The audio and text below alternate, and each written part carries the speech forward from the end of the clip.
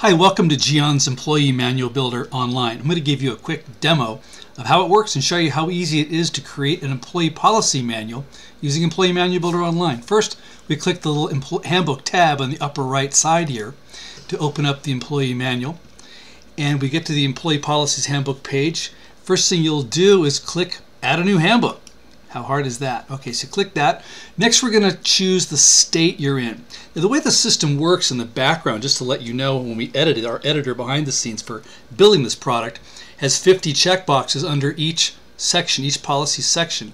So we can create the policy, copy, save it as, check the box for a different state, and customize every single policy for every single state, which is kind of cool. So that way we've been able to customize this for your state and can continue providing updates state by state. So let's start by adding a state for you. Let's pick, Hawaii. Sounds like a time to go to the beach. So here's what we're going to do. Click Next, and then we're going to give your policy or your handbook a name. So I'm going to call it the Gion Handbook. No, company name. Yeah, the Gion Handbook. And you can describe it whatever you want to call it. This is the Hawaiian version. And go next here. And we call it the company name. I'm going to put Gion Demo in here just to show you where it appears later on. My name is Burke Franklin, and I'm going to be taking you through this. I'll put my name in as the HR manager today. In the footer of the document, we give you an option to put in, well, whatever you want. You could call it copyright, whatever you want to call it, 2015. And we'll just do next here, filling this all in. And then it opens up to the page, well, of all the employee manual parts. So first, let me just take you through how this works fundamentally. Here's your menu on the left-hand side here. You can close that, give yourself some more workspace if you like. Reopen it to be able to look at it again. Here, you just click on the different sections going down the left side. And what you can do, for example, is you can click on Introduction. One click works, opens it up, and what you'll see is the whole section here that you can edit. You'll see some places where we've highlighted some things and given you a variable. So we're going to say employee policies are going to be posted on the bulletin board in the lunchroom. So I'm going to leave that alone, and then I'm going to go in, I'm going to take that background out because we don't need that anymore. So there you go, that's customized. Let me get that, check the right box here for that, and that shows up that way. And so now you can see the whole thing. If you want to edit, if you want to delete, you can simply delete whole sentences and edit it that way. You can type in, forgive my typing, but I'm not going to type anything real here, but just show you that you can type in there. And then when you're done with that, click Save, and that will save all your work in that section. Now, just to give you also an idea here, if you want some ideas about the meaning behind this, the instructions that go with the page, wave your mouse over the I for information here, and it gives you an explanation of what's going on in this template.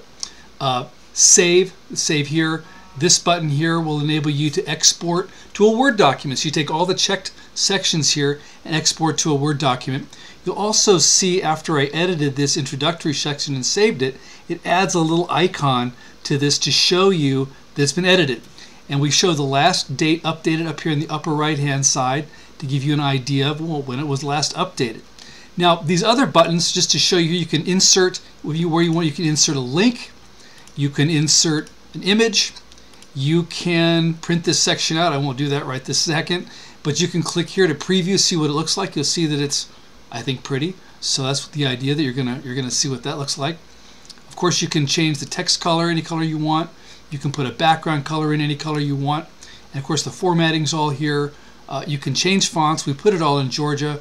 If you want to add a new section, for example, like say that we want to add something under Introduction, or say under Company Overview, I'll change a different one here to open up a different one. Whatever's the gray area, click the green folder, and this will insert a blank document in that new section. We'll call it New Doc.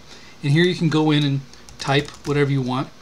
This headings we've been using are a font family is Helvetica, 14-point, bold, and we put them all in this blue color right here, so you see that.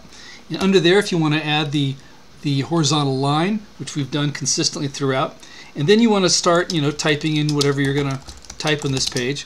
What we've used here is Georgia, 12-point, and we've justified it so it looks pretty throughout. That's basically how you can edit a page. And now to change the heading, we take our mouse to the top up here, click the little edit symbol, and we're going to type in something else. So there's that, and you want to save it, and voila, there it appears down here. Now if you want to move these around, these green arrows, for example, I want to move something else, and it's not a subset of company overview, but I'm going to move it to the left. And if I want to move it up, I can do that. And the other green arrows, of course, you just keep moving it up and backwards and forwards, and you'll figure out how to get this and put it in the order where you think it should be. We think it's pretty much in order of where it belongs. We've included all these different sections. There are more than 200 policies in here. And where they come from is customers like you call up and say, hey, you know, what about this? And if we don't have the policy covered, we create the policy with our experts and lawyers and add it to it. So the next thing you'll do is you go in and you'll check all the sections. And so from here, what you do is you can go through here and find the ones, you know, and include the ones you want to include. We'll include all of them. We're going to uncheck the sections you don't want. So let's say you don't do bonding, you undo bonding. You've got an office but no store, undo the store.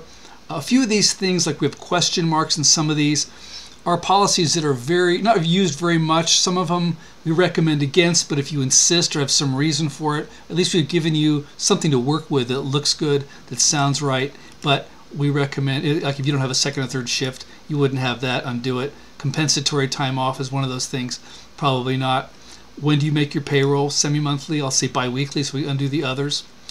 Complaints and grievances are typically with a union shop. If you have that, you want to include that. They're really just more granular, extra copy, extra text, extra policy in there about that.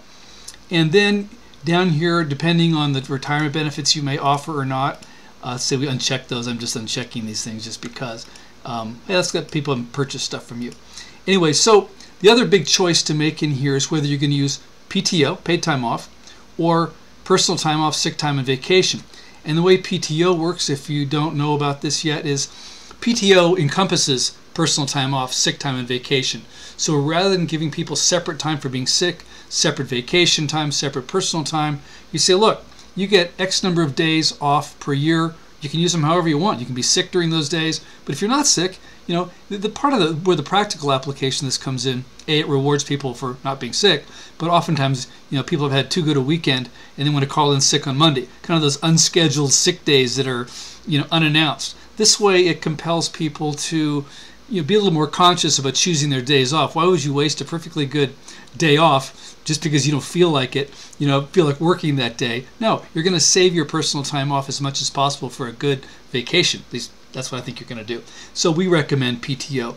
In that case, you're going to turn off personal time, sick time, and vacation.